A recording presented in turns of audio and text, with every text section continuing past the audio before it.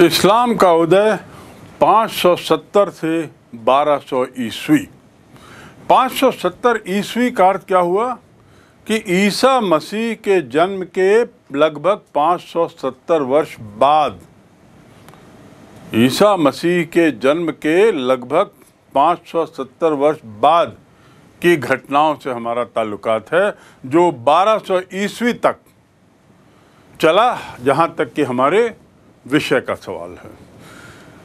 तो लगभग ये 600 वर्षों के काल का जिक्र हम इस अध्याय में करेंगे। 600 वर्षों का काल का अध्ययन हम करेंगे इस अध्याय में, और इसके साथ ही हम जानेंगे कि 1200 ईस्वी में इस्लाम की अंतिम स्थिति क्या थी। इस काल में भारत की क्या स्थिति थी, थोड़ा वो भी हम समझने की कोशिश करें। भारत क्या था? ये वो काल है जब भारत में गुप्त वंश समाप्त हो चुका था और इसके बाद कुछ विदेशी ताकतें भारत के पड़ोस में आने लगी थीं। साथ ही उत्तर भारत में कन्नौज का क्षेत्र, जहां हर्षवर्धन का शासन था, और उसके बाद की घटनाएं उस समय चल रही थीं। भारत भी कई हिस्सों में बंट चुका था। वहाँ पे 2-3 एम्पायर, 2-3 साम्राज्य आ चुके थे भारत में। जैसे कि आपने अभी पढ़ा बाइजेंटाइन एम्पायर, आपने पढ़ा पर्शियन एम्पायर, ऐसे ही भारत में भी कुछ एम्पायर बन चुके थे, यद्यपि वो तुलनात्मक दृष्टि से छोटे थे। तो भारत की स्थिति तो ये थी। अब 570 से 1200 तक के इतिहास पर हम नज़र डालें। इस्लाम की भूमि कहाँ है ये हम समझ लिए।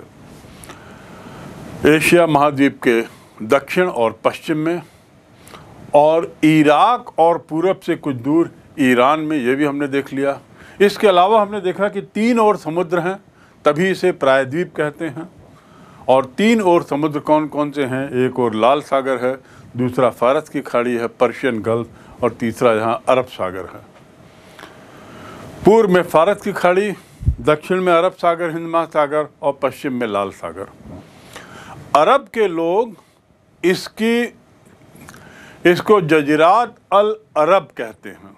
अरब के लोग इस क्षेत्र को जजीरात अल अरब कहते हैं। ठीक, ये जो विशाल क्षेत्र जो हमने देखा, भौगोलिक दृष्टि से बहुत ही गर्म क्षेत्र है, मरुभूमि है, बहुत ही गर्म, अत्यधिक गर्म जलवायु है। यद्यपि 3 और समुद्र से घिरे होने के बावजूद भी जलवायु शुष्क है, गर्म है, और भूमि भी बड़ी अनुपजाऊ है।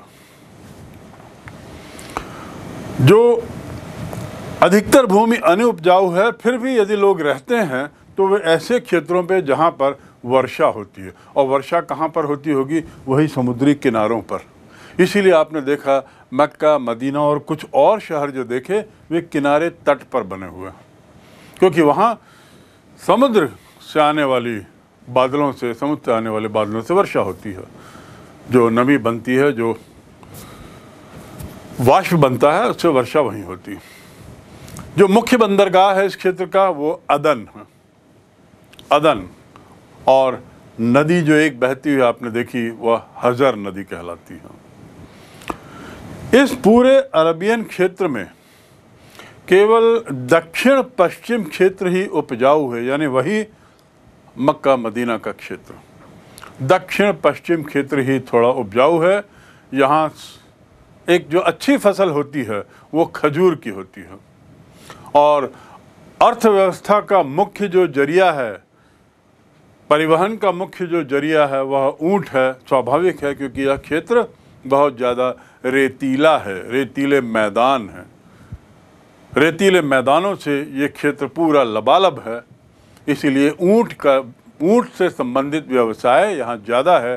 जबकि दक्षिण पश्चिम क्षेत्र में ही जलवायु थोड़ी ऐसी है जहाँ कुछ उपज हो सकती है, और उपजों में मूल रूप से खजूर की पैदावार बहुत होती है। ये जो जगह है, सूखी जगह, यहाँ पर मूल रूप से अधिकतर लोग खाना बदोश रहते थे। खाना बदोश क्या होता है? ऐसे लोग जो एक स्थल से दूसरे स्थल लगातार जाते रहते हैं, एक जगह से दूसरी जगह आना जाना कर, एक जगह स्थायी नहीं रहते, इनका कोई एक स्थायी निवास स्थान नहीं होता, ये यायावर प्रवृत्ति के रहते हैं। और आखिर इसका कारण क्या होगा? खाना बदोश होने का कारण भोजन आदि की खोज में, उचित जगह की खोज में ये लोग भटकते रहते हैं, चलते रहते हैं।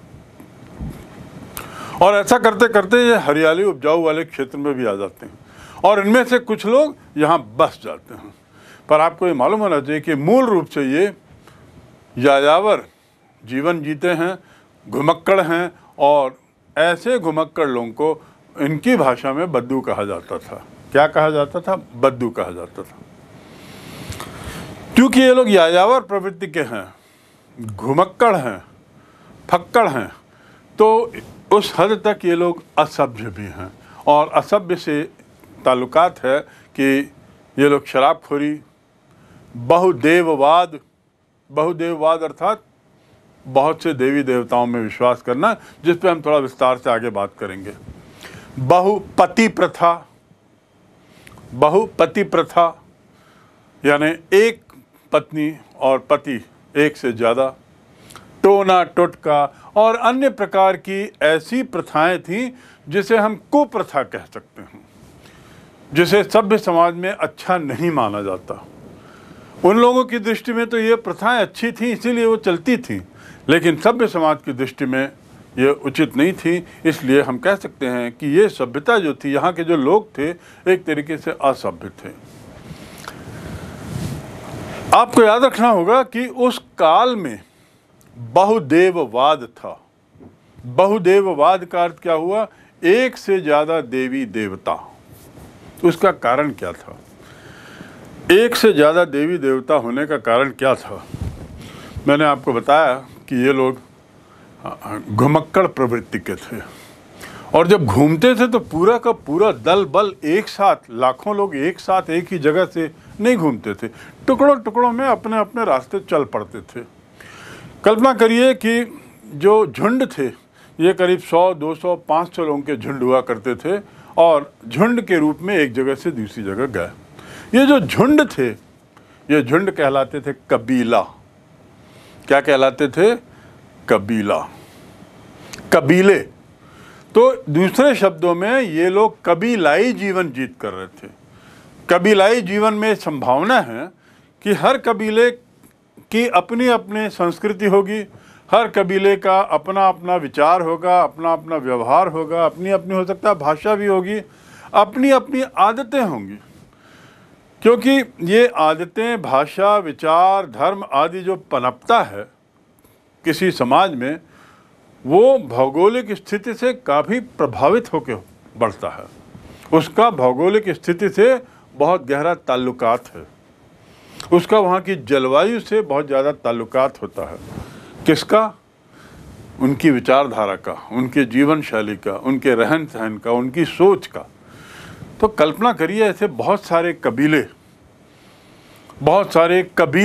कबीले मतलब व्यक्तियों का झुंड, महिलाओं पुरुषों का झुंड, ये अलग अलग जगह घूमता था। आखिर कबीला बनता कैसे था? कल्पना करिए एक व्यक्ति है, एक व्यक्ति के 4 पुत्र हुए, ठीक? 4 पुत्रों के विवाह के बाद उन चारों पुत्रों के 2-3 पुत्र हुए। ऐसा करते हुए 4-5 जनरेशन उनकी संख्या बढ़ गई। तो एक व्यक्ति से शुरू हुआ एक कबीला बाद में फिर और 4-5 कबीलों के रूप में बदल सकता है। तो कबीले एक तरह का एक ग्रुप होता था, एक होमोजेनस ग्रुप, और उसका जो मुखिया होता था वो शेख कहलाता था। मुखिया जो होता था उसे शेख कहते थे। तो ऐसे कबीलाई जीवन ये लोग जीते थे और एक जगह से दूसरी जगह जाते थे। और जो शेख होता था, मुखिया तो होता ही था, पर इसके साथ ही साथ ये जरूरी होता था कि शेख स्वयं में कुछ ऐसे गुण हो जो नेतृत्व के लिए आवश्यक हैं। जैसे पारिवारिक